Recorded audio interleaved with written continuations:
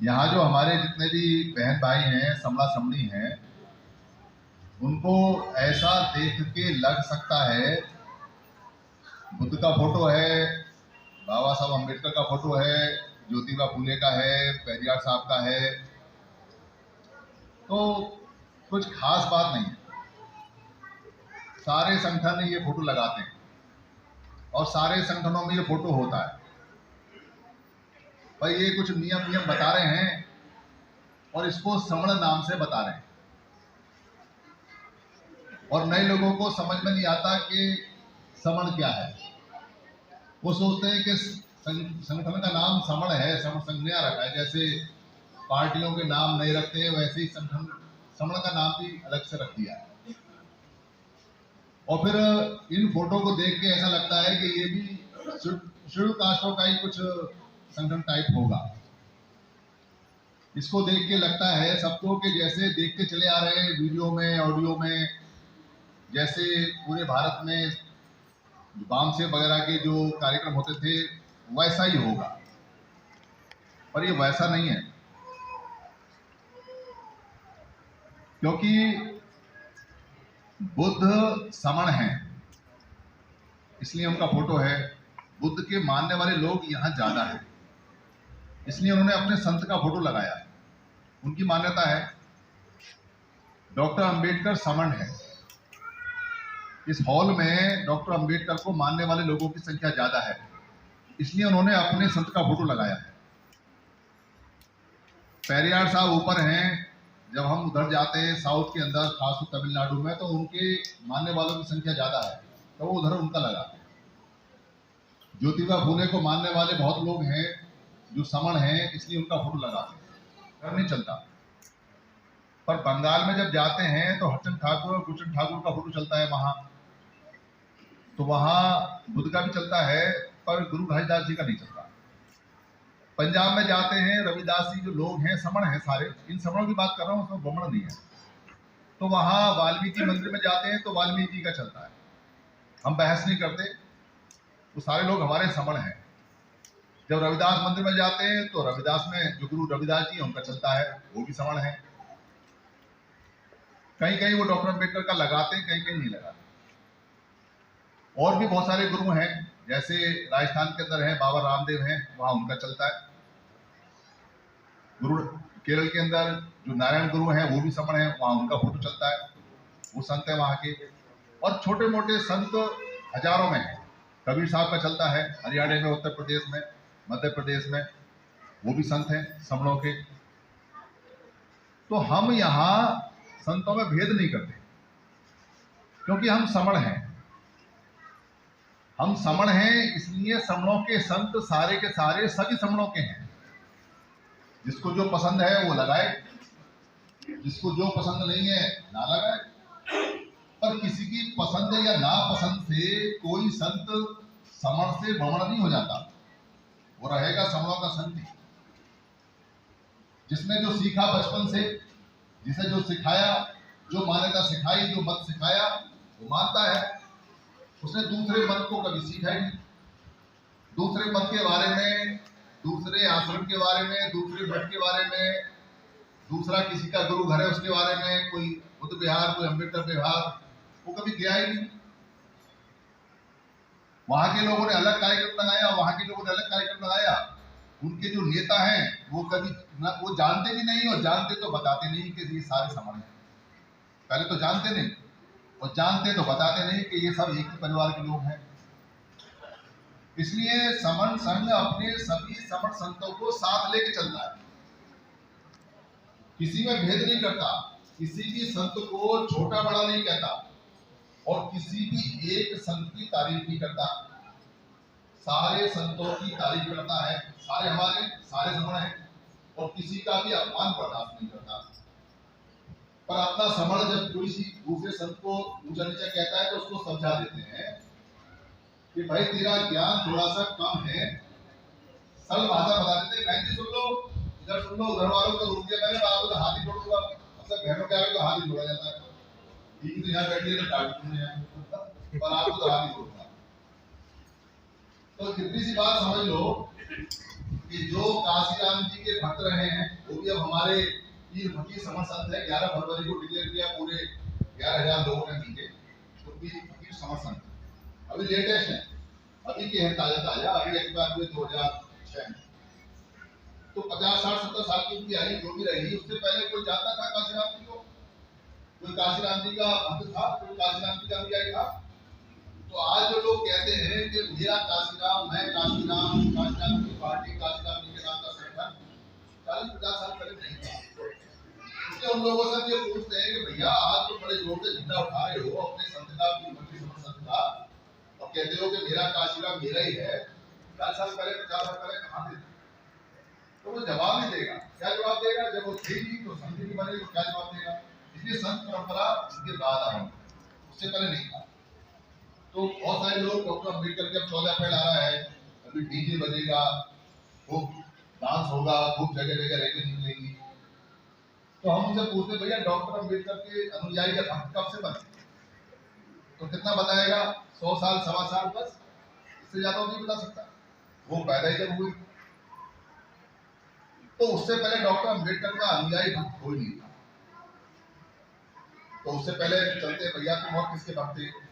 तो कहते हैं हम रविदास जी के भक्त हैं, कबीर साहब के भक्त हैं, गाड़गे साहब के भक्त हैं, गुरु भाई घासीदास जी के भक्त हैं, गुरु नारायण जी के भक्त हैं, पेरियार साहब के भक्त हैं। तो ये 400, 500, 600 साल बस, अभी तो सारे 400, 500, 600 साल पहले सिमट जाते हैं, तभी पैदा हुए सारे। तो भैया उससे पहले तुम किसके भक्त थे? ये तो थे नहीं। तो अपनी बुद्धि खोल के बताओ हमें। छोटा छोटा सी बात पूछ रहे हैं हम तो। अगर आज तुम अपने गुरु रविदास जी के लड़ रहे हो, तो जब वो नहीं थे तब क्या किसके लड़ते थे? आज अगर तुम अपने कबीर साहब के लड़ रहे हो, तो जब वो नहीं थे तब किसके लड़ते, तब किसके भक्त थे? कौन कबीर पंथी, कौन रविदासी, कौन वाल्मीकि वाला, कौन वाल्मीकि? जवाब नहीं देते, है नहीं जवाब। फिर हम थोड़ा और पीछे जाते हैं कि अच्छा चलो ये बताओ कि भैया जो आज तुम ये कहते हो कि हम सिख हैं और मजहबी सिख हैं, ये सिखिज्म जो है वो कब से आया? गुरु नानक का बर्थडे बनाओ, गुरु गोविंद सिंह का बताओ कि सिखिज्म कब से स्टार्ट हुआ, तो क्या बताएंगे?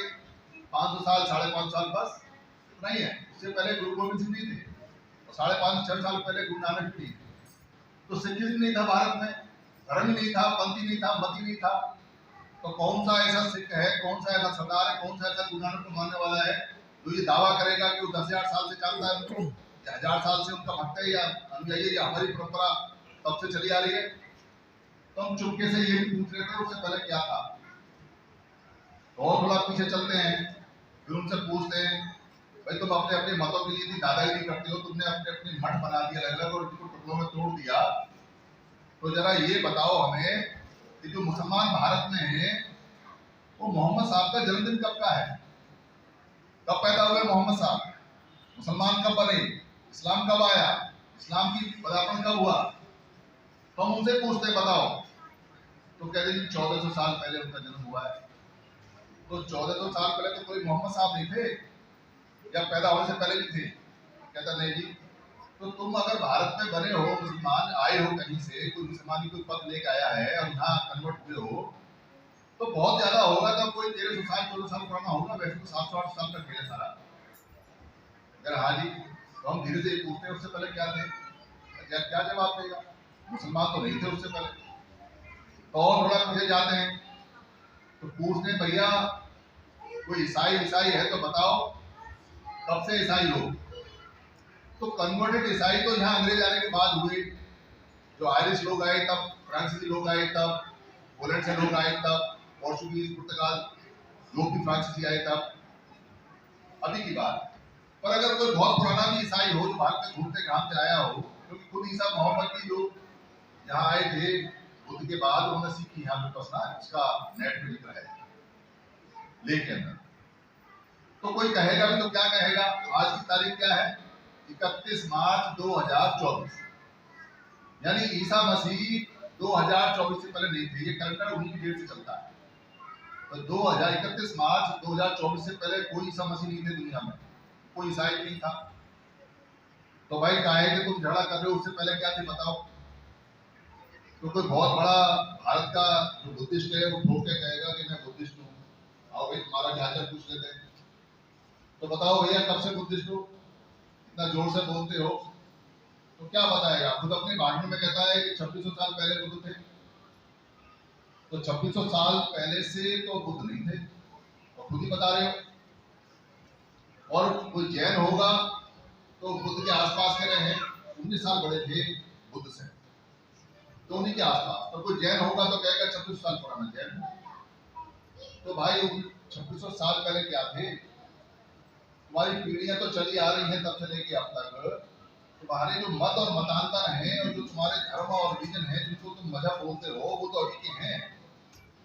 वो तो आते रहते हैं, जाते रहते हैं, आते रहते हैं, जाते रहते हैं। तुम्हें जो अच्छा लगता है वो मान लेते हो, जो अच्छा नहीं लगता वो नहीं मानते हो। हमारे बाबा साहब भी तो लेके गए कि जो मत मतांतर अच्छा लगे मान लो, जो ना लगे मत मानो। तो समणों का जो समागम हमने किया संतों का, वहां हमने यही बात बताई सबको कि भाई सारे संत समणों के तो सब समणों के ही है। तो पूछ लिया भाई समण को समणों के क्यों? तो हम पूछ लेते हैं कि भैया जब बुद्ध नहीं थे, जब जैन नहीं थे, उससे पहले क्या थे? बताओ उससे पहले क्या थे? भारत का कोई भी इतिहासकार बता दे कि हमारी पहचान क्या थी। कोई भी इतिहासकार बता दे, हम मानने को तैयार हैं। तो सारे इतिहासकार सबसे पूछा बताओ क्या क्या नहीं है, बताया ऐसा नहीं।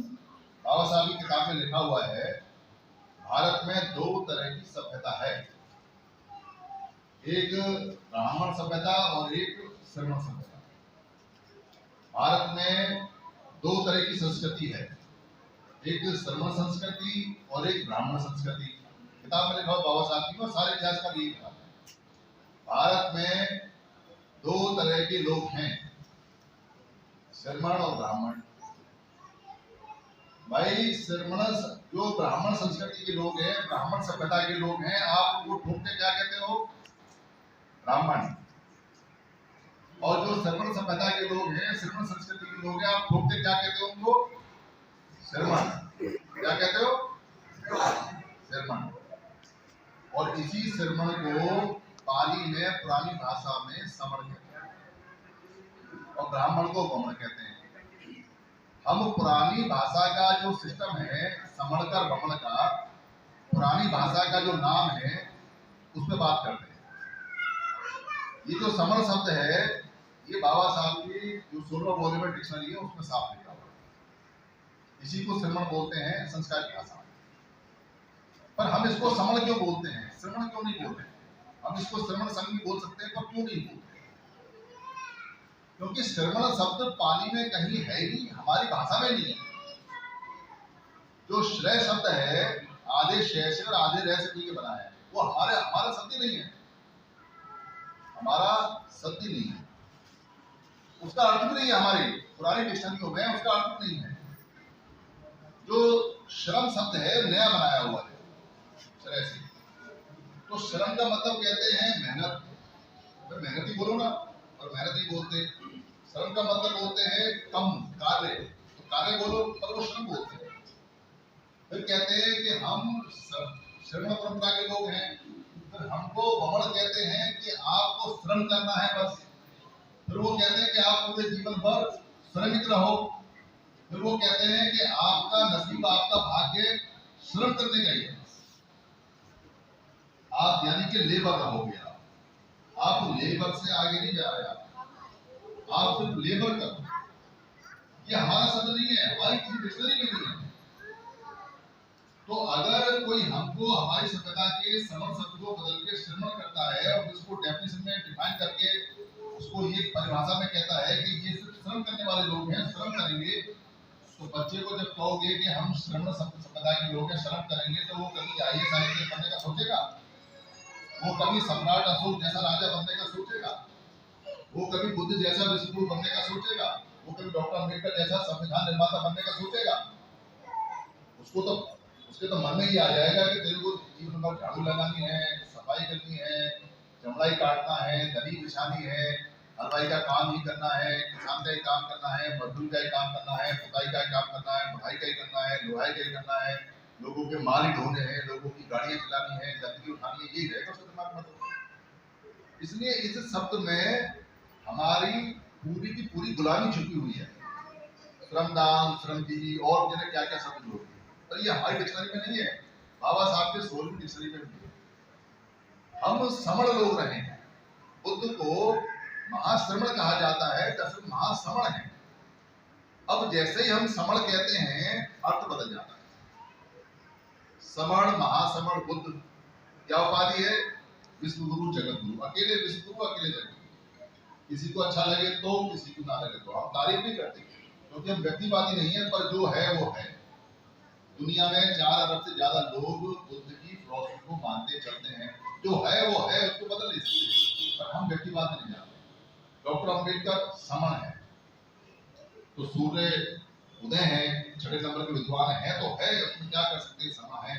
तो कबीर साहब समण है, तो रविदास जी समण है, तो जितने वाल्मीकि लोग हैं वो समण है, जितने घासीदास जी के लोग हैं वो समण है, जितने गुरु नारायण के लोग हैं वो समण है, जितने काशीराम जी के लोग हैं वो समण है, जितने संतों के, हमारे संतों के लोग हैं वो सारे समण है। तो सम्राट अशोक समण है। कितना बड़ा राजा है? पूरी दुनिया में समण सम्राट अशोक जैसा कोई राजा नहीं। छोटा सा राज्य था, छोटा सा भारत था। उसने कितना बड़ा बनाया, महाभारत कर दिया। इसमें अफगानिस्तान भी जीता, नेपाल भी जीता, बांग्लादेश भी जीता, बर्मा भी जीता, चीन का हिस्सा भी जीता, और उधर ये जो ईरान है उसका हिस्सा भी जीता। ये सारे हिस्से उसने जीते। पर बाद के जो लोग शासक आए जो समण नहीं थे, इसको भी छोटा कर दिया। आज वो भले कहते रहे कि ये अखंड भारत है, बड़ा भारत है, विशाल है, पर छोटा उन्होंने नहीं किया। जब तक हमारा सम्राट समण सम्राट रहा, उसके वंशज रहे, हमारा राज्य छिना नहीं बढ़ा। पूरी दुनिया में अकेला समण सम्राट है जिसके नाम से लोग कांपते थे, और उसने कभी तलवार नहीं रखी। हमारा जीवक समण था, डॉक्टर, जिसने पूरा पूरा आयुर्वेद लिखा। वो ऐसा डॉक्टर था, उसका वर्णन है कि एक बार एक व्यक्ति के सर में कुछ होता था, और उसने अपनी यूनिवर्सिटी थी, भारत यूनिवर्सिटी हमारी थी, उसने अपनी यूनिवर्सिटी से जो यहाँ अफगानिस्तान के कंधार में थी, वहां से सीख के आया डॉक्टरी की उसने। तो वो उसने उसकी खोपड़ी फाड़ी। उस जमाने में जब आप खोपड़ी का ऑपरेशन सूट नहीं सकते, और उसका कीड़ा निकाला और फिर उसको खाट से बांध दिया कस के, ताकि सर में हिले घाव भरे। 8 दिन तक खाट से बांध के रखा, उसको टाइट करके, हिलेगा नहीं बिल्कुल, उसे बचाया। खुद का इलाज करता था वो जीवक, जिसके नाम से दवाइयां चलती हैं, जिसके नाम से आज आयुर्वेद चलता है, जीवक, वो समण था। वो पूरी यूनिवर्सिटी समणों की थी, समण पढ़ाते थे, समण पढ़ते थे। हमारी 12 यूनिवर्सिटियां जो रही समणों की यूनिवर्सिटी, समणों की। और जब वो यूनिवर्सिटी हमारी थी तब इसके लोग पढ़ने आया करते थे समणों से। पढ़ाने वाले हम, पढ़ने वाले थे। कोई कह सकता है, कोई माता बहन कह सकती है, हम तो अनपढ़ रहे हैं, हमने तो अभी बाबा साहब के समय से पढ़ना सीखा है। गलत है, गलत है। सम्राट अशोक ने सबसे पहले जो लिपि बनाई, जो हमारे समण में लिपि बनाई, जिसको देवनाग लिपि बोलते हैं, उस लिपि को पत्थर पे लिखा। पत्थर पे पहली लिखावट उसी के टाइम की है, वो हमारे समण ने लिखा। और पढ़ने वाले लोग कौन थे? हम लोग थे, समण। तो पढ़ाने वाले हम, लिखने वाले हम, पढ़ने वाले हम। तो पहले पढ़ाने वाले प्रोफेसर हमारे लोग थे। तो बच्चा बच्चा हमारा पढ़ता था, क्योंकि सम्राट अशोक की जो राजा के अधीन जो सरकार को चलाने के नियम थे, वो पत्थर पे लिखे जाते थे। कागज नहीं आया था तब तक, कागज नहीं आया था। कपड़े पर लिखने से बारिश में खत्म हो जाता था, इसलिए पत्थरों पे परमानेंट लिखे हुए। आपको पत्थरों पे लिखा हुआ जितना मिलेगा वो समण का मिलेगा, समण तो मिलेगा ही नहीं। समण का कुछ नहीं है, अनपढ़ लोग थे, बाहर से आए लोग थे। उनके नाम से पता चलता है कि वो बाहर से आए हुए लोग। हम बोलते हैं बम, क्या बोलते हैं? एक होता है दाया और एक होता है बाया। वाम पक्ष देखा ना आपने? ये तो हो गया हमारा सीधा पक्ष, दाया पक्ष, और इसको बोलते हैं वाम पक्ष। वाम का मतलब है इस वाले का विपरीत। वमती माने होता है उलट आना, उल्टी आना, और वमथु माने जो उल्टी उलट जो मिडिल होता है वो बोलते हैं। वम जो शब्द है वो विपरीत में आता है, इसलिए हमने इनको नाम दिया वम का। क्यों? क्योंकि बाहर से जो लोग आते हैं यहाँ, जानवर देखकर, खाना देखकर, पेड़ पौधे देखकर, सारी चीजें देख के, प्रकृति का मौसम देख के गर्म, और यहाँ के लोग इतने अच्छे, तो उन लोगों के पास में कोई काम नहीं था, वो कोई काम नहीं जानते थे। आज भी बम कोई काम नहीं करता है, उनके पास कोई स्किल नहीं है, वो कोई काम नहीं कर सकते। तो उन लोगों को हमने ये कहा कि ये बम लोग हैं, बम मतलब हमारे विपरीत लोग हैं। इनका रंग हमारे काले रंग के, डार्क रंग के विपरीत है। इनका कद काठी हमारी कद काठी के विपरीत है। इनका नाक चेहरा मोहरा हमारे चेहरे मोहरे के विपरीत है। इनका बोलचाल भाषा हमारे से विपरीत है। इनका उठना बैठना खाना हमारे से विपरीत है। इनका रहना सहना हमारे से विपरीत है, और आज भी विपरीत है। आज भी बम है। आज भी आप किसी भी ऐसे व्यक्ति को पहचान सकते हो जो आपकी तरह खाता पीता उठता बैठता ना हो, उसका चेहरा बहुत अपना नहीं था। अभी थोड़ी मिसफीड हो गई है, पर आप पहचान जाओ। जैसे अभी हम तमिलनाडु में गए थे, तो तमिलनाडु में हमारी मैडम ने कहा कि मुझे यहाँ के टेम्पल देखने हैं, वो बुद्धिस्ट टेम्पल बताए जाते हैं सारे। तो चलो भाई टेम्पल में गए, ऐसे करके बना हुआ बुद्धिस्ट टेम्पल है। तो वहां पर एक बम आ रहा था, भ्रमण आ रहा था। तो उन्होंने कहा ये तो बड़ा गोरा है, और बाकी तमिलनाडु के लोग सारे काले हैं, लेकिन उन तमिलनाडु के लोगों में मैं गोरा लग रहा था, और वो तो बिल्कुल व्हाइट था। तो कहने लगी ये तो बिल्कुल गोरा है, तमिलनाडु में रहकर कैसे गोरा हो गया? मतलब तमिलनाडु में रहकर गोरा नहीं हो सकता अगर यहीं का होगा, पर बाहर का होगा, बाहर से व्हाइट आया होगा तो उसको काले होने में समय लगेगा, सैकड़ों साल लगेंगे। ये हो नहीं पा रहा है, इसके जीन में व्हाइट रंग है, पर तमिलनाडु का ओरिजिनल नहीं है ये वम है। तो हमने जितने भी माइग्रेशन हुए, चाहे वो समुद्र के रास्ते अरब से आए हों, चाहे यूरेशिया से पहाड़ के रास्ते आए हों, या मंगोल से आए हों, मंगोलिया या सीरिया से, जहाँ से भी लोग आए, तेरे प्रकार के लोग इंडिया में आए, हमने सबको वम कहा, सबको। पूरे भारत में इन सारे व्यक्तियों को वम कहा, और वो सारे लोग वम के नाम से इकट्ठा हो गए। और फिर उन्होंने बाद में नए लगा दिया पीछे, क्योंकि किसी भी शब्द के पीछे अगर नए या नए लगा दो तो वो नाउन बन जाता है, तो वो वमन हो। और हम सम यानी कि एक साथ रहने वाले लोग, समता में संग में रहने वाले लोग, हम श्रवण लोग। इसलिए ये हमारे लोगों का संघ है, वमनों का संघ नहीं है।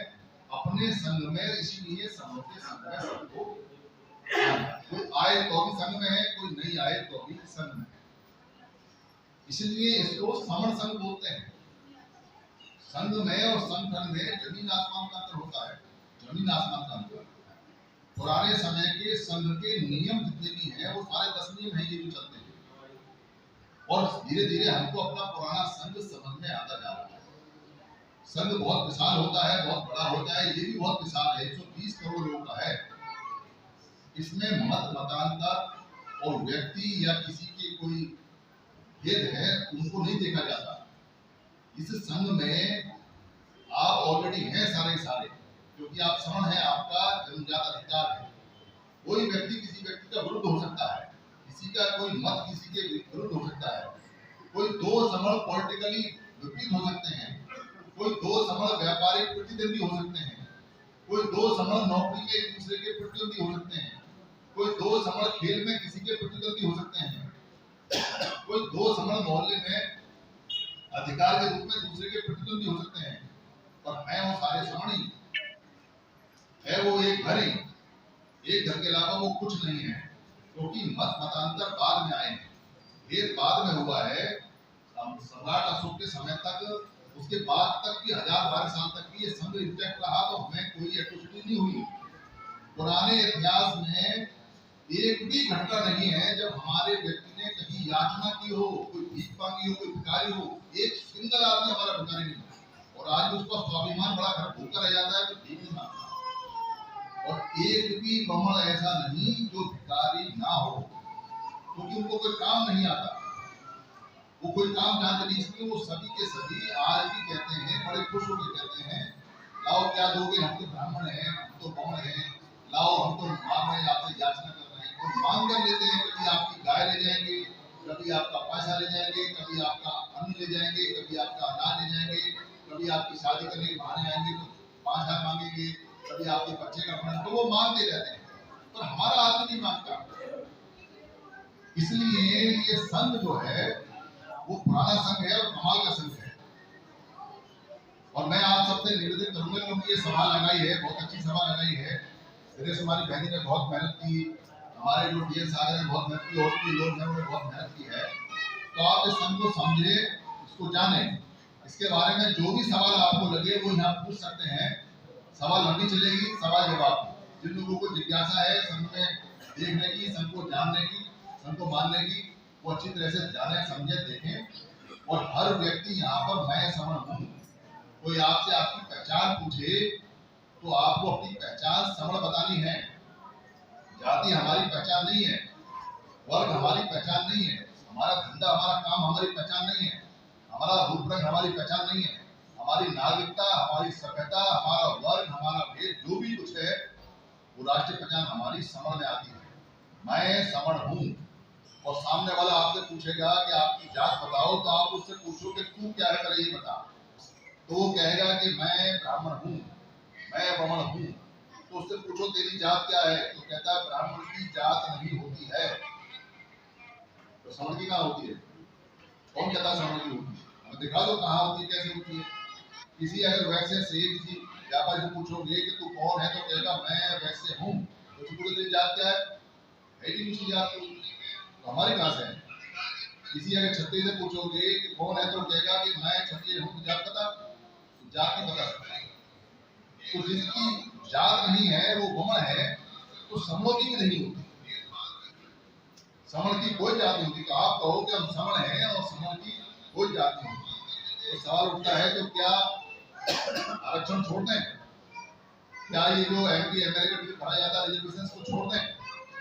या जो हमें बच्चों के स्कूल में एडमिशन मिलता है आरक्षण के आधार पर उसको छोड़ दें? बिल्कुल मत छोड़िए। और मैं तो कहता हूं कि जिस नाम से मिलता हो उस नाम को लिखवा लीजिए। वो हमारा संवैधानिक अधिकार है, उसकी कंडीशन है। बाबा साहब अम्बेडकर ने ये आरक्षण नहीं मांगा था। बाबा साहब अम्बेडकर ने ये नहीं कहा था कि हमको कास्ट का सर्टिफिकेट चाहिए, कास्ट का सर्टिफिकेट बाद में बना शुरू हुआ। बाबा साहब ने ये कहा था कि हमें हमारा राइट चाहिए और हम अपना राइट खुद ले लेंगे, इसलिए हमें अपना सेपरेट इलेक्टोरल चाहिए। हम अपने लोगों को खुद अलग से चुनेंगे, हमको नहीं चाहिए ये रिजर्वेशन। ये उनके जहन में बात नहीं थी, ये जिक्र नहीं था। अगर हमारा सेपरेट इलेक्टोरल होता तो अपने प्रतिनिधि हम चुनते और वहां से लोकसभा से अपना हिस्सा हम ले आते, अपना बजट भी ले आते, अपना चुनाव भी अलग होता और हमारी चलती और हम अपने लोगों को उठा लेते।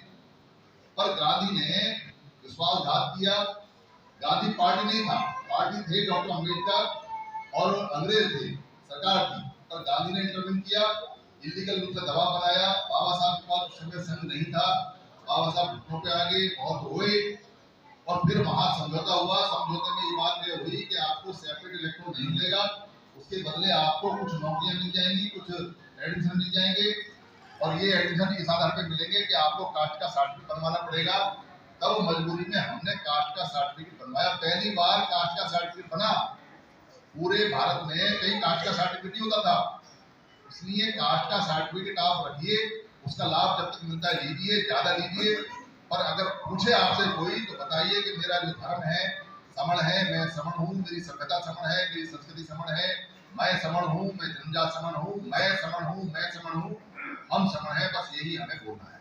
और यहाँ भी हम संघ नमामि करेंगे। संघ नमामि का मतलब है कि जो संघ हमारा बैठा हुआ है उसको नमन करते हैं हम लोग। संघ से बड़ा कोई नहीं होता, पंच परमेश्वर से बड़ा कोई नहीं होता, पंचायत से बड़ी कोई नहीं होती। हम पंचायत कोई संघ बोलते हैं, उसको नमन करते हैं, उसको नमस्कार करते हैं।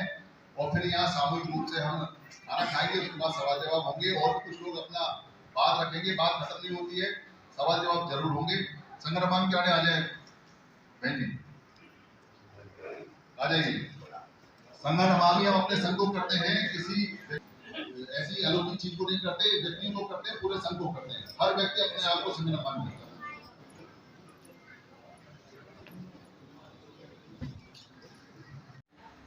और इसको समण नाम से बता रहे हैं। और नए लोगों को समझ में नहीं आता कि समण क्या है। वो सोचते हैं कि संगठन का नाम समण है, समण संघ ने रखा है। जैसे पार्टियों के नाम नहीं रखते वैसे ही संगठन समण का नाम भी अलग से रख दिया है। और फिर इन फोटो को देख के ऐसा लगता है कि ये भी शेड्यूल कास्टों का ही कुछ संगठन टाइप होगा। इसको देख के लगता है सबको कि जैसे देखते चले आ रहे हैं वीडियो में, ऑडियो में, जैसे पूरे भारत में बामसेव वगैरह के जो कार्यक्रम होते थे वैसा ही होगा, पर ये वैसा नहीं है। क्योंकि बुद्ध समण हैं, इसलिए उनका फोटो है। बुद्ध के मानने वाले लोग यहाँ ज्यादा है, इसलिए उन्होंने अपने संत का फोटो लगाया। उनकी मान्यता है डॉक्टर अंबेडकर समण है। इस हॉल में डॉक्टर अंबेडकर को मानने वाले लोगों की संख्या ज्यादा है, इसलिए उन्होंने अपने संत का फोटो लगाया है। पेरियार साहब ऊपर हैं। जब हम उधर जाते हैं साउथ के अंदर, खासकर तमिलनाडु में, तो उनके मानने वालों की संख्या ज्यादा है, तो वो उधर उनका लगाते हैं। ज्योतिबा फूले को मानने वाले बहुत लोग हैं जो समण हैं, इसलिए उनका फोटो लगाते हैं। गुरु घासीदास जी हैं मध्य प्रदेश में, उनका आप अलग अलग बैठ जाओ दोनों। वो आर के भाव सर, आप जोड़ी तोड़ अलग बैठो, अलग बैठो। ये स्कूल में मास्टर ना जो बात करने वाले बच्चे होते हैं उनका अलग बैठो, एक आगे एक पीछे। और ये भैया बैठ जाओ आप, क्योंकि अगर सारे नहीं बैठोगे तो पीछे बात नहीं होगी, पंकज जी को दिखाई नहीं देगा, नाराज हो जाएंगे। अभी पंकज जी से बहुत सारी बातें होनी है, तो या इधर उधर साइड से आ जाओ। तो वो आप अगर मध्य प्रदेश में जब समण संघ की मीटिंग करते हैं तो वहां गुरु घासीदास जी का फोटो होता है, इधर नहीं चलता। पर बंगाल में जब जाते हैं तो हरचंद ठाकुर और गुरचंद ठाकुर का फोटो चलता है वहां, तो वहां बुद्ध का भी चलता है, पर गुरु घासीदास जी का नहीं चलता। पंजाब में जाते हैं, रविदास जी जो लोग हैं समण हैं सारे, इन समणों की बात कर रहा हूँ, उसमें ब्राह्मण नहीं है। तो वहां वाल्मीकि मंदिर में जाते हैं तो वाल्मीकि जी का चलता है, हम बहस नहीं करते, वो सारे लोग हमारे समण हैं। जब रविदास मंदिर में जाते हैं तो रविदास में जो गुरु रविदास जी उनका चलता है, वो भी समण है। कहीं कहीं वो डॉक्टर अम्बेडकर का लगाते हैं, कहीं कहीं नहीं लगाते। और भी बहुत सारे गुरु हैं, जैसे राजस्थान के अंदर है बाबा रामदेव हैं, वहां उनका चलता है। गुरु केरल के अंदर जो नारायण गुरु हैं वो भी समण है, वहां उनका फोटो चलता है, वो संत है वहां के। और छोटे मोटे संत हजारों में हैं। कबीर साहब का चलता है हरियाणा में, उत्तर प्रदेश में, मध्य प्रदेश में, वो भी संत हैं समणों के। तो हम यहाँ संतों में भेद नहीं करते, क्योंकि हम समण हैं। हम समण हैं, इसलिए समणों के संत सारे के सारे सभी समणों के हैं। जिसको जो पसंद है वो लगाए, जिसको जो पसंद नहीं है ना लगाए। पर किसी की पसंद या नापसंद से कोई संत समण से भ्रमण नहीं हो जाता, वो रहेगा समणों का संत ही। जिसने जो सीखा बचपन से, जिसे जो सिखाया, जो मान्यता सिखाई, जो मत सिखाया, वो मानता है। उसने दूसरे मत को कभी सीखा ही नहीं। दूसरे मत के बारे में, दूसरे आश्रम के बारे में, दूसरे मठ के बारे में, दूसरा किसी का गुरु घर है उसके बारे में, कोई बुद्ध विहार, कोई अम्बेडकर विहार, वो कभी गया ही नहीं। वहां के लोगों ने अलग कार्यक्रम लगाया, वहां के लोगों ने अलग कार्यक्रम लगाया। उनके जो नेता हैं वो कभी वो जानते भी नहीं, और जानते तो बताते नहीं कि ये सारे समण हैं। पहले तो जानते नहीं, और जानते तो बताते नहीं कि ये सब एक ही परिवार के लोग हैं। इसलिए समण संघ अपने सभी समण संतों को साथ लेके चलता है, किसी में भेद नहीं करता, किसी भी संत को छोटा बड़ा नहीं कहता, और किसी भी एक संत की तारीफ नहीं करता। सारे संतों की तारीफ करता है, सारे हमारे, सारे समण हैं, और किसी का भी अपमान बर्दाश्त नहीं करता। पर अपना समण जब कोई सी दूसरे संत को ऊंचा नीचा कहता है तो उसको समझा देते हैं कि भाई तेरा ज्ञान थोड़ा सा कम है, सरल भाषा बता देते हैं। बहन जी सुन लो, इधर सुन लो, उधर वालों को रोक दिया मैंने, आपको तो हाथ ही जोड़ूंगा। मतलब बहनों के आगे तो हाथ ही जोड़ा जाता है, ठीक है यहाँ बैठिए तो काटूंगा यहाँ, पर आपको तो हाथ ही जोड़ूंगा। तो कितनी सी बात समझ लो कि जो काशीराम जी के भक्त रहे हैं वो भी अब हमारे पीर फकीर समण संत है। 11 फरवरी को डिक्लेयर किया, पूरे 11,000 लोगों ने मिलकर, तो पीर फकीर समण संत अभी लेटेस्ट है, अभी के हैं ताजा, अभी एक्सपायर हुए 2006 में। तो 50, 60, 70 साल की उनकी आयु जो भी रही, उससे पहले कोई जानता था काशीराम जी को? कोई काशीराम जी का भक्त था, कोई काशीराम जी का अनुयायी था। तो आज जो लोग कहते हैं कि मेरा काशीराम, मैं काशीराम, काशीराम की पार्टी, काशीराम जी के नाम का संगठन 40-50 साल पहले नहीं था। इसलिए उन लोगों से ये पूछते हैं कि भैया आज तो बड़े जोर से झंडा उठा रहे हो अपने संतता की संतता और कहते हो कि मेरा काशीराम मेरा ही है। 40 साल पहले, 50 साल पहले कहाँ थे? तो वो जवाब नहीं देगा। क्या जवाब देगा? जब वो थे ही तो संत नहीं बने तो क्या जवाब देगा? इसलिए संत परंपरा इसके बाद आई, उससे पहले नहीं था। तो बहुत सारे लोग डॉक्टर अम्बेडकर के अब 14 अप्रैल आ रहा है, अभी डीजे बजेगा, खूब डांस होगा, खूब जगह जगह रैली निकलेगी। तो हम उनसे पूछते भैया डॉक्टर अम्बेडकर के अनुयायी या भक्त कब से बने? तो कितना बताएगा? 100 साल, 1.25 साल, बस, इससे ज्यादा नहीं बता सकता। वो पैदा ही जब हुए, तो उससे पहले डॉक्टर अम्बेडकर का अनुयायी भक्त कोई नहीं था। तो उससे पहले चलते भैया तुम और किसके भक्त थे? तो कहते हैं हम रविदास जी के भक्त हैं, कबीर साहब के भक्त हैं, गाड़गे साहब के भक्त हैं, गुरु घासीदास जी के भक्त हैं, गुरु नारायण जी के भक्त हैं, पेरियार साहब के भक्त हैं। तो ये 400, 500, 600 साल बस, अभी तो सारे 450, 500, 600 साल पहले सिमट जाते हैं, तभी पैदा हुए सारे। तो भैया उससे पहले तुम किसके भक्त थे? ये तो थे नहीं। तो अपनी बुद्धि खोल के बताओ हमें। छोटा छोटा सी बात पूछ रहे हैं हम तो। अगर आज तुम अपने गुरु रविदास जी के लड़ रहे हो तो जब वो नहीं थे तब क्या किस लिए लड़ते थे? आज अगर तुम अपने कबीर साहब के लिए लड़ रहे हो तो जब वो नहीं थे तब किसके लड़ते, तब किसके भक्त थे? कौन कबीर पंथी, कौन रविदासी, कौन वाल्मीकि वाला, कौन वाल्मीकि? जवाब नहीं देते, है नहीं जवाब। फिर हम थोड़ा और पीछे जाते हैं कि अच्छा चलो ये बताओ कि भैया जो आज तुम ये कहते हो कि हम सिख हैं और मजहबी सिख हैं, ये सिखिज्म जो है वो कब से आया? गुरु नानक का बर्थडे बनाओ, गुरु गोविंद सिंह का बताओ कि सिखिज्म कब से स्टार्ट हुआ, तो क्या बताएंगे? 500 साल, 550 साल, बस नहीं है। उससे पहले गुरु गोविंद सिंह नहीं थे और 550-6 साल पहले गुरु नानक थी। तो सिखिज्म नहीं था भारत में, धर्म ही नहीं था, पंथ ही नहीं था, मत ही नहीं था। तो कौन सा ऐसा सिख है, कौन सा ऐसा सरदार है, कौन सा ऐसा गुरु नानक को मानने वाला है तो ये दावा करेगा कि वो 10,000 साल से जानता है उनको, 1000 साल से उनका भक्त है या अनुयायी, या हमारी परंपरा तब से चली आ रही है? तो हम चुपके से ये भी पूछ रहे थे उससे पहले क्या था। और थोड़ा पीछे चलते हैं, फिर उनसे पूछते हैं भाई तुम अपने अपने मतों के लिए दादागिरी करते हो, तुमने अपने अपने मठ बना दिया अलग अलग और उनको टुकड़ों में तोड़ दिया। तो जरा ये बताओ हमें कि जो मुसलमान भारत में है वो मोहम्मद साहब का जन्मदिन कब का है? कब पैदा हुए मोहम्मद साहब? मुसलमान कब बने? इस्लाम कब आया? इस्लाम की पदार्पण कब हुआ? तो हम उनसे पूछते बताओ, तो कहते हैं 1400 साल पहले उनका जन्म हुआ है।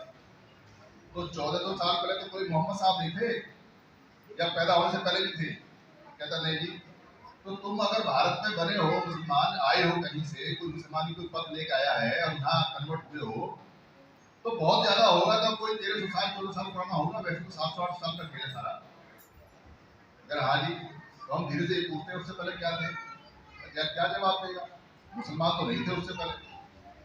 तो और थोड़ा पीछे जाते हैं तो पूछते हैं भैया कोई ईसाई है तो बताओ कब से ईसाई लोग? तो कन्वर्टेड ईसाई तो यहाँ अंग्रेज आने के बाद हुए। जो आयरिश लोग आए तब, फ्रांसीसी लोग आए तब, पोलैंड से लोग आए तब, पोर्चुगीज, पुर्तगाल लोग भी फ्रांसीसी आए तब, अभी की बात। पर अगर कोई बहुत पुराना भी ईसाई हो जो भारत में घूमते घामते आया हो, क्योंकि खुद ईसा मोहम्मद भी लोग यहाँ आए थे बुद्ध के बाद, उन्होंने सीखी यहाँ पे बसना, इसका नेट पे लिख रहा है लेकिन। तो कोई कहेगा भी तो क्या कहेगा? आज की तारीख क्या है? 31 मार्च 2024, यानी ईसा मसीह 2024 से पहले नहीं थे। ये कैलेंडर उन्हीं की डेट से चलता है। तो 31 मार्च 2024 से पहले कोई ईसा मसीह नहीं थे दुनिया में, कोई ईसाई नहीं था। तो भाई काहे कि तुम झगड़ा कर रहे हो? उससे पहले क्या थी बताओ? तो कोई बहुत बड़ा भारत का जो बुद्धिस्ट है वो ठोक के कहेगा कि मैं बुद्धिस्ट हूँ, आओ भाई तुम्हारा क्या चल पूछ लेते हैं। तो बताओ भैया कब से बुद्धिस्ट हो? इतना जोर से बोलते हो तो क्या बताएगा? खुद अपने भाषण में कहता है कि 2600 साल पहले बुद्ध थे। तो 2600 साल पहले से तो बुद्ध नहीं थे और खुद ही बता रहे हो। और कोई जैन होगा तो बुद्ध के आसपास के रहे हैं, 19 साल बड़े थे बुद्ध से, तो उन्हीं के आसपास। तो कोई जैन होगा तो कहेगा 26 साल पुराना जैन। तो भाई 2600 साल पहले क्या थे? तुम्हारी पीढ़ियां तो चली आ रही हैं तब से लेके अब तक। तुम्हारे जो मत और मतांतर हैं और जो तुम्हारे धर्म और रिलीजन है जिनको तुम मजहब बोलते हो, वो तो अभी के हैं। वो तो आते रहते हैं, जाते रहते हैं, आते रहते हैं, जाते रहते हैं। तुम्हें जो अच्छा लगता है वो मान लेते हो, जो अच्छा नहीं लगता वो नहीं मानते हो। हमारे बाबा साहब भी तो लिख के गए कि जो मत मतांतर अच्छा लगे मान लो, जो ना लगे मत मानो। तो समणों का जो समागम हमने किया संतों का, वहां हमने यही बात बताई सबको कि भाई सारे संत समणों के तो सब समणों के ही है। तो पूछ लिया भाई श्रवण को समणों के क्यों? तो हम पूछ लेते हैं कि भैया जब बुद्ध नहीं थे, जब जैन नहीं थे, उससे पहले क्या थे? बताओ उससे पहले क्या थे? भारत का कोई भी इतिहासकार बता दे कि हमारी पहचान क्या थी। कोई भी इतिहासकार बता दे, हम मानने को तैयार हैं। तो सारे इतिहासकार सबसे पूछा बताओ क्या क्या नहीं है, बताया ऐसा नहीं। बाबा साहब की किताब में लिखा हुआ है भारत में 2 तरह की सभ्यता है, एक ब्राह्मण सभ्यता और एक श्रमण सभ्यता। भारत में 2 तरह की संस्कृति है, एक श्रमण संस्कृति और एक ब्राह्मण संस्कृति। किताब में लिखा हुआ बाबा साहब की, और सारे इतिहास का भी यही लिखा है।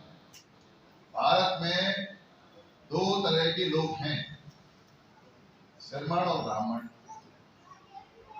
भाई श्रमण जो ब्राह्मण संस्कृति के लोग हैं, ब्राह्मण सभ्यता के लोग हैं, आप उनको ठोक के क्या कहते हो? ब्राह्मण। और जो श्रमण सभ्यता के लोग हैं, श्रमण संस्कृति के लोग हैं, आप ठोक के क्या कहते हो उनको? श्रमण। क्या कहते हो? श्रमण। और इसी श्रमण को पाली में पुरानी भाषा में समण कहते हैं और ब्राह्मण को गौण कहते हैं। हम पुरानी भाषा का जो सिस्टम है समणकर बमण का, पुरानी भाषा का जो नाम है उस पर बात करते हैं।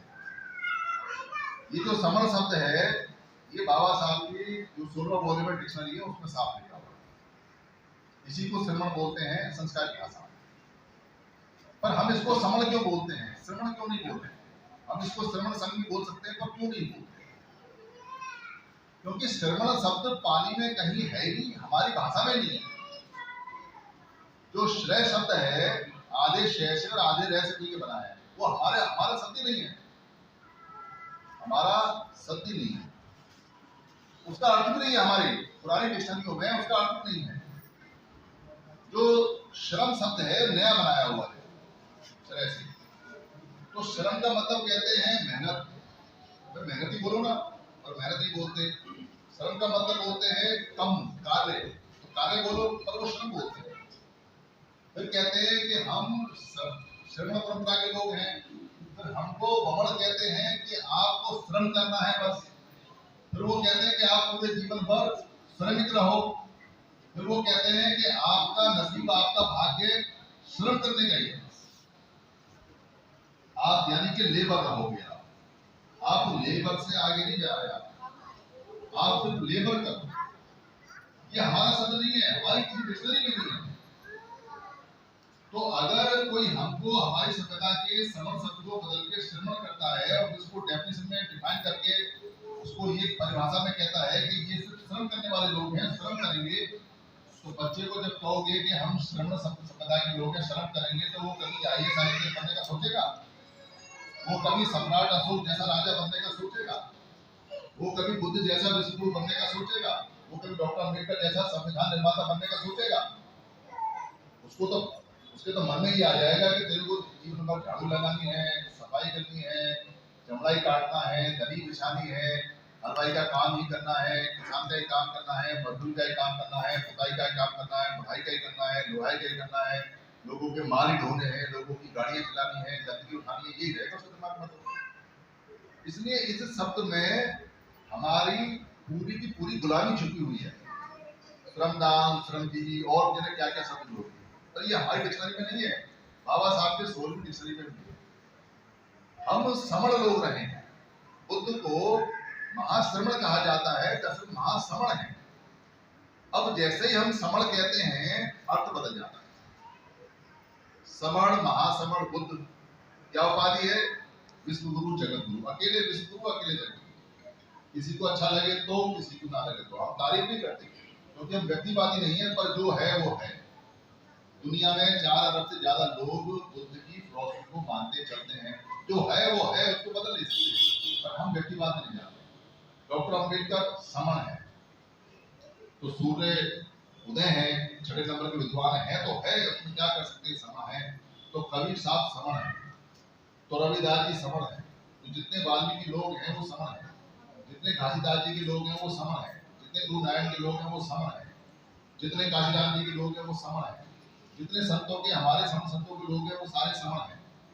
तो सम्राट अशोक समण है, कितना बड़ा राजा है। पूरी दुनिया में समण सम्राट अशोक जैसा कोई राजा नहीं। छोटा सा राज्य था, छोटा सा भारत था, उसने कितना बड़ा बनाया, महाभारत कर दिया। इसमें अफगानिस्तान भी जीता, नेपाल भी जीता, बांग्लादेश भी जीता, बर्मा भी जीता, चीन का हिस्सा भी जीता, और उधर ये जो ईरान है उसका हिस्सा भी जीता। ये सारे हिस्से उसने जीते। पर बाद के जो लोग शासक आए जो समण नहीं थे, इसको भी छोटा कर दिया। आज वो भले ही कहते रहे कि ये अखंड भारत है, बड़ा भारत है, विशाल है, पर छोटा उन्होंने नहीं किया। जब तक हमारा सम्राट समण सम्राट रहा, उसके वंशज रहे, हमारा राज्य छोटा नहीं बड़ा। पूरी दुनिया में अकेला समण सम्राट है जिसके नाम से लोग कांपते थे, और उसने कभी तलवार नहीं रखी। हमारा जीवक समण था, डॉक्टर, जिसने पूरा पूरा आयुर्वेद लिखा।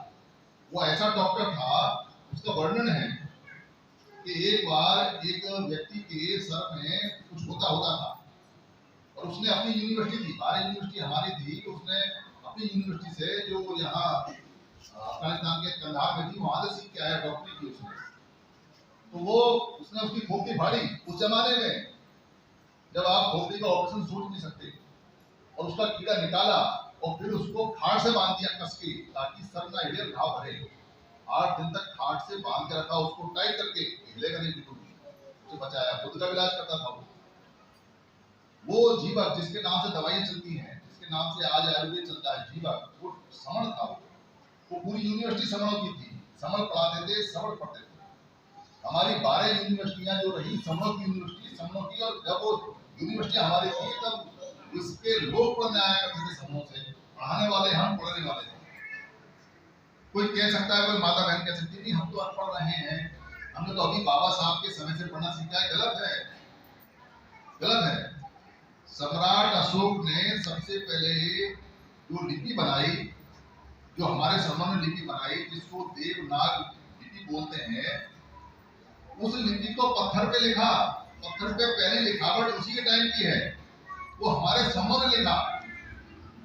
और पढ़ने वाले लोग कौन थे? हम लोग थे, समाज। तो पढ़ाने वाले हम, लिखने वाले हम, पढ़ने वाले हम। तो पहले पढ़ाने वाले प्रोफेसर हमारे लोग थे। तो बच्चा बच्चा हमारा पढ़ता था, क्योंकि सम्राट अशोक की जो राजा के अधीन जो सरकार को चलाने के नियम थे, वो पत्थर पे लिखे जाते थे। कागज नहीं आया था तब तक, कागज नहीं आया था। कपड़े पर लिखने से बारिश में खत्म हो जाता था, इसलिए पत्थरों पे परमानेंट लिखे हुए। आपको पत्थरों पे लिखा हुआ जितना मिलेगा वो समण का मिलेगा, समण तो मिलेगा ही नहीं। समण का कुछ नहीं है। अनपढ़ लोग थे, बाहर से आए लोग थे, उनके नाम से पता चलता है कि वो बाहर से आए हुए लोग। हम बोलते हैं बम, क्या बोलते हैं? एक होता है दाया और एक होता है वाया। वाम पक्ष देखा ना आपने? ये तो हो गया हमारा सीधा पक्ष, दाया पक्ष, और इसको बोलते हैं वाम पक्ष। वाम का मतलब है इस वाले का विपरीत। वमती माने होता है उलट आना, उल्टी आना, और वमथु माने जो उल्टी उलट जो मटेरियल होता है वो बोलते हैं। वम जो शब्द है वो विपरीत में आता है, इसलिए हमने इनको नाम दिया वम का। क्यों? क्योंकि बाहर से जो लोग आते हैं, यहाँ जानवर देखकर, खाना देखकर, पेड़ पौधे देखकर, सारी चीजें देख के, प्रकृति का मौसम देख के गर्म, और यहाँ के लोग इतने अच्छे, तो उन लोगों के पास में कोई काम नहीं था, वो कोई काम नहीं जानते थे। आज भी वम कोई काम नहीं करता है, उनके पास कोई स्किल नहीं है, वो कोई काम नहीं कर सकते। तो उन लोगों को हमने ये कहा कि ये वम लोग हैं। वम मतलब हमारे विपरीत लोग हैं। इनका रंग हमारे काले रंग के, डार्क रंग के विपरीत है। इनका कद काठी हमारी कद काठी के विपरीत है, इनका नाक चेहरा मोहरा हमारे चेहरे मोहरे के विपरीत है, इनका बोलचाल भाषा हमारे से विपरीत है, इनका उठना बैठना खाना हमारे से विपरीत है, इनका रहना सहना हमारे से विपरीत है, और आज भी विपरीत है, आज भी बम है। आज भी आप किसी भी ऐसे व्यक्ति को पहचान सकते हो जो आपकी तरह खाता पीता उठता बैठता ना हो, उसका चेहरा बहुत आपका मिलता हो। अभी थोड़ी मिसफीड हो गई है पर आप पहचान जाओ। जैसे अभी हम तमिलनाडु में गए थे, तो तमिलनाडु में हमारी मैडम ने कहा कि मुझे यहाँ के टेंपल देखने हैं, वो बुद्धिस्ट टेंपल बताए जाते हैं सारे। तो चलो भाई टेंपल में गए, ऐसे करके बना हुआ बुद्धिस्ट टेंपल है। तो वहां पर एक बम आ रहा था, भ्रमण आ रहा था, तो उन्होंने कहा ये तो बड़ा गोरा है और बाकी तमिलनाडु के लोग सारे काले हैं, लेकिन तमिलनाडु के लोगों में मैं गोरा लग रहा और वो तो बिल्कुल व्हाइट था। तो कहने लगी ये तो बिल्कुल गोरा है, तमिलनाडु में रहकर कैसे गोरा हो गया? तो तमिलनाडु में रहकर गोरा नहीं हो सकता अगर यहीं का होगा, पर बाहर का होगा, बाहर से व्हाइट आया होगा तो उसको काले होने में समय लगेगा, सैकड़ों साल लगेंगे। ये हो नहीं पा रहा है, इसके जीन में व्हाइट रंग है, पर तमिलनाडु का ओरिजिनल नहीं है ये वम है। तो हमने जितने भी माइग्रेशन हुए, चाहे वो समुद्र के रास्ते अरब से आए हों, चाहे यूरेशिया से पहाड़ के रास्ते आए हों, या मंगोल से आए हों, मंगोलिया या सीरिया से, जहाँ से भी लोग आए, 13 प्रकार के लोग इंडिया में आए, हमने सबको वम कहा, सबको। पूरे भारत में इन सारे व्यक्तियों को वम कहा और वो सारे लोग वम के नाम से इकट्ठा हो गए और फिर उन्होंने बाद में नए लगा दिया पीछे, क्योंकि किसी भी शब्द के पीछे अगर नए या नए लगा दो तो वो नाउन बन जाता है, तो वो वमन हो। और हम सम यानी कि एक साथ रहने वाले लोग, समता में संग में रहने वाले लोग, हम सम लोग। इसलिए ये हमारे लोगों का संघ है, वमनों का संघ नहीं है। अपने संघ में, इसीलिए समों के संघ में सबको, कोई आए तो भी संघ में है, कोई नहीं आए तो भी संघ में है। इसलिए इसको समण संघ बोलते हैं। संघ में और संगठन में जमीन आसमान का अंतर होता है, जमीन आसमान का अंतर। पुराने समय के संघ के नियम जितने भी हैं वो सारे 10 नियम हैं, ये भी चलते हैं, और धीरे धीरे हमको अपना पुराना संघ समझ में आता जा रहा है। संघ बहुत विशाल होता है, बहुत बड़ा होता है, ये भी बहुत विशाल है, 120 करोड़ लोगों का है। इसमें मत मतांतर और व्यक्ति या किसी के कोई भेद है उनको नहीं देखा जाता। इस संघ में आप ऑलरेडी हैं सारे, क्योंकि आप सवर्ण हैं, आपका जन्मजात अधिकार है।